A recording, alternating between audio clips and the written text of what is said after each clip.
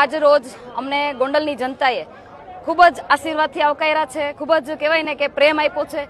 અમારી ઘોઘાવદર તાલુકા પંચાયત, મોવિયા 1 તાલુકા પંચાયત અને મોવિયા જિલ્લા પંચાયતની અંદર અમારો ભવ્ય વિજય કરાવી અને ગોંડલની જનતાએ અમને આ ભૂમિ ઉપર, આ ભગવત ભૂમિ ઉપર અમને એક મોકો આપ્યો છે. અને ખાસ કરીને મારા ખેડૂત ભાઈઓને હું કહેવા માંગુ છું કે આપનો ખૂબ ખૂબ આભાર કે જે આપના માટે મેં જે લડાઈ ઉપાડી હતી એ લડાઈને આપ સમજી અને આપે મને જે આશીર્વાદ આપ્યા છે, અમારા ઉમેદવારોને જે આશીર્વાદ આપ્યા છે એના માટે આપનો ખૂબ ખૂબ આભાર.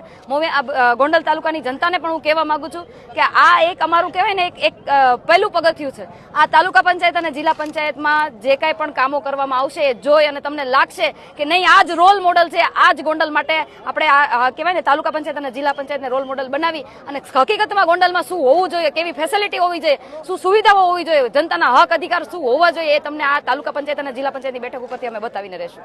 ખૂબ ખૂબ આભાર.